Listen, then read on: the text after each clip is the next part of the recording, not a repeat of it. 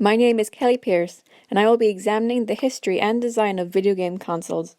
There have been many versions and improvements throughout the years and development of consoles, and we will be looking at how they did commercially at the time and the type of games they could run. In 1967, Ralph Baer and his colleagues at Sanders Associates Inc. developed a prototype for the first multiplayer, multi-program video game system. It had the basic features that most video game consoles still have today: 2 controllers and a multi-game program system that included the games ping pong, checkers, and 4 different sports games. Licensed the box to Magnavox, which released the system as Magnavox Odyssey in 1972. The Odyssey had a really rough start as it was marketed incredibly poorly and it was brand new technology that people didn't get.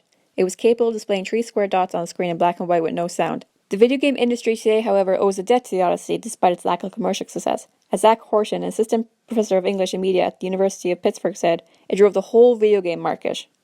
The Atari 2600 was released in 1977. It was the first to use cartridges and was the console that really got people playing video games at home. It was as common as a TV or fridge in the common household. The first units featured dense RF shielding, which gives the system its weight, 6 chrome selector switches for power on and off, and the select and reset button.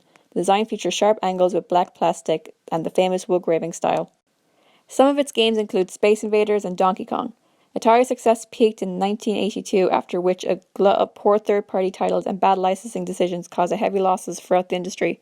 Product dumping with high volumes of poor-quality games sold at or below cost caused full-price, high-quality games to suffer in sales. By 1984, the great video game crash had taken a lot of companies out of business. However, along came Nintendo, the titans of video games. Nintendo Entertainment System, or NES for short, was the console that changed everything. They marketed it as a toy rather than a console. It came with Rob the Robot, the zapper that connected it to the little grey box that opened up a whole new world for the video game industry. The NES was the best-selling console of its era. It gave us some of the most memorable classic games of all time that would kick off multiple franchises: Tetris, Metroid, The Legend of Zelda, and of course, the game that would lead to the mascot of Nintendo, Super Mario Bros. It was not something that was as big as video game systems, but it helped Nintendo become a cultural phenomenon. The Sega Master System came out the same year as the NES, and is notable in that it's what brought Sega into home video games. It was a provider of the arcade experience for in-home console players. It was also the beginning of a rivalry between Nintendo and Sega that would go on for generations. Sega came out with the Sega Genesis in 1988 with the slogan, "Genesis does what Nintendo don't." It was the very first of the 16-bit console, and it marked the arrival of Sega's mascot to rival Nintendo's Mario, Sonic the Hedgehog. However, Nintendo had its own weapon in the console war. The same year Sonic released in stores in North America, so did Nintendo's own entry into the 16-bit era, the Super Nintendo, and their own handheld system. After completely dominating the living room of the NES, Nintendo decided it wanted to do the same everywhere else.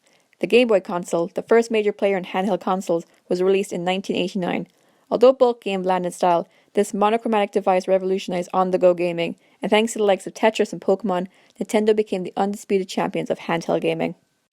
The Super Nintendo Entertainment System, or SNES for short, was Nintendo saying, "We're going to make these things that you loved on the last system into franchises."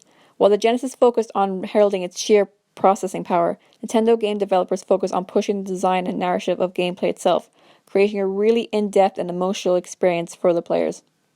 The 5th generation marked the glorious entry of Sony. The PlayStation dominated the market at its release, and that was mostly due to the different attitude it brought to marketing.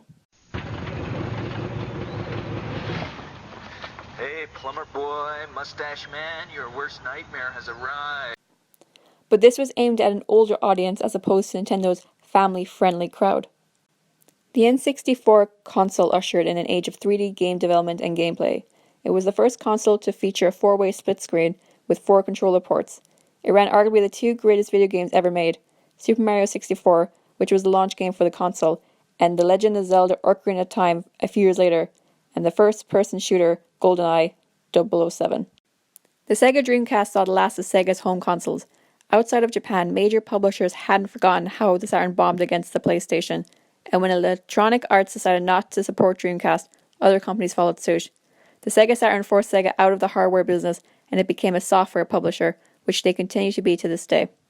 Nintendo finally made the leap into colored handheld gaming with the Game Boy Color in 1998. A major draw of the Game Boy Color was its backwards compatibility, the ability to read older Game Boy cartridges. This became a major feature of the Game Boy line, since it allowed each new launch to begin with a significant larger library than any of its competitors. The PS2 was released in the year 2000 and stands mighty as the best-selling console ever, selling over 157.68 million units.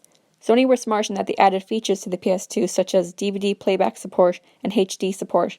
They had such a wide variety of top-tier games: God of War, Metal Gear Solid 3, Shadow of the Colossus, all exclusive to the PS2. Microsoft decided they wanted in on the gaming console industry and in 2001 released the Xbox. The system ran on Windows 2000 and featured more than twice the processing power of the PS2. However, it was their Xbox exclusive games such as Fable, Knights of the Old Republic, and the game that put them on the map, Halo, that really made them a contender.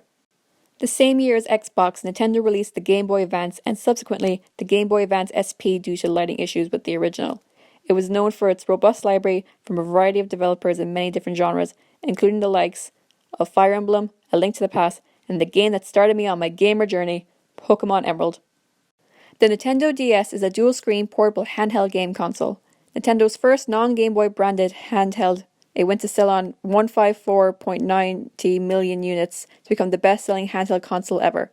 Its success was aided by the fact that it was also backwards compatible with Game Boy Advance games, so I could still play my precious Pokemon Emerald. Microsoft released the Xbox 360 in 2005, a whole year earlier than the PS3, which allowed them to be the only next-gen HD home console for an entire year. It's the first console to have wireless controllers, and it also introduced groundbreaking features for home consoles, such as online play, the Kinect, Netflix streaming, and achievements, a record of everything you've accomplished across your entire library of games. The PlayStation 3 was the first console to support Blu-ray, although this seemed irrelevant as most people at the time didn't own HD TVs. Sony mimicked Microsoft and introduced their own online gaming service, PlayStation Network.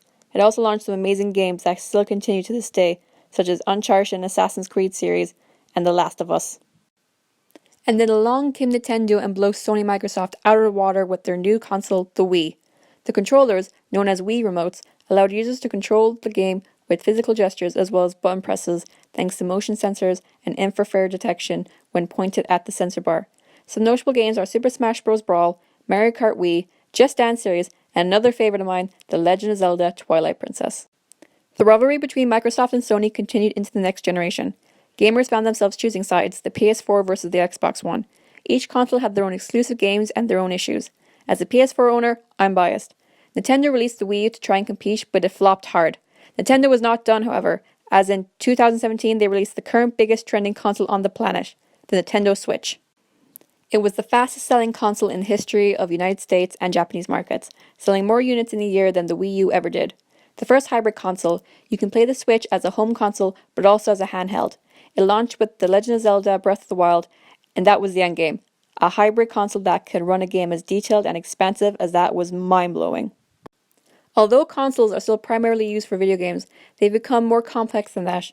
While older generations were made purely for the goal to play video games, later generations proved that consoles could be so much more than that.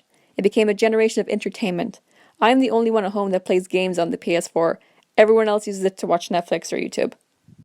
The future of consoles is looking bright, with Sony and Microsoft both scheduled to release their respective consoles, codenamed the PS5 and Xbox Scarlet, in 2020. Both designs are sleeker, and most notably Xbox's vastly different style controller as opposed to the PS5's slight change in design. The change in design really do reflect the times we live in. As opposed to shoving our clunky NES in the back, gamers proudly display their consoles as a badge of pride. In conclusion, video game consoles have come an extremely long way since the brown box that only played simple ping pong, to consoles that can store numerous masterpieces and we can take on the go to play anywhere. With the video game companies in constant competition with each other, they will continue to push the envelope in what video game consoles can achieve.